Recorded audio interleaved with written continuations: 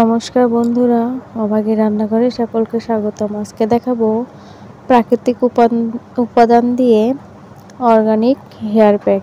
তো আমি এখানে নাকফুলের পাতা নিয়েছি, এটা সবাই চিনে থাকবেন, রসুন পাতাও বলে এটাকে। এখানে নিয়েছি পেয়ারা পাতা। পেয়ারা পাতা কিন্তু আমাদের চুলের গোড়ায় মজবুত করার জন্য অনেকটা উপকার। তো আমি এখানে কেশরাজ বা ভৃঙ্গরাজ নিয়েছি, যে নামে চেনেন। তো এরপর নিয়ে নিব জবা ফুলের পাতা নিয়েছি, এখানে নিয়েছি নয়নতারা ফুলের পাতা, আর নিয়েছি তুলসী পাতা।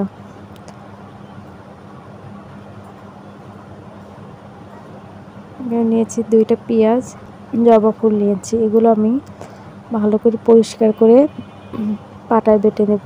আপনারা চাইলে ব্লেন্ডারে ব্লেন্ড করে নিতে পারেন। তো আমি এখানে পাটায় বেটে নিয়েছি। তো এখন আমি একটা চামচের সাহায্যে সবগুলো উপকরণ একসঙ্গে মিক্স করে নেব। আমি আমার চুলের যত্নে এটাই ব্যবহার করি। আমার চুল পড়া অনেকটা কমে গেছে। আপনারা এটা সপ্তাহে 2 থেকে 3 দিন ব্যবহার করতে পারেন। টানা 1 মাস ব্যবহার করলে ভালো ফল পেয়ে যাবেন। আমিও ভালো একটা ফল পেয়েছি। আর এটা চুলের গোড়া মজবুত করে, চুল দ্রুত লম্বা করে, ঘন কালো করে, নতুন চুল গজাতে সাহায্য করে, চুলের খুশকি দূর করে, অনেকটা সিল্কি করে রাখে।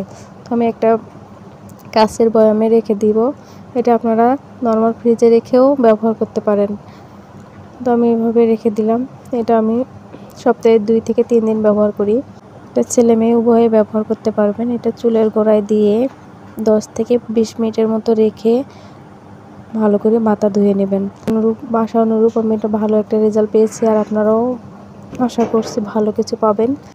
আমি এই প্যাকেটটি বানানোর সময় আমার মেয়ে এটা নিয়ে টানাটানি করতেছে, বলতেছে মা আমি ওটা লাগাবো, চুলে লাগাবো।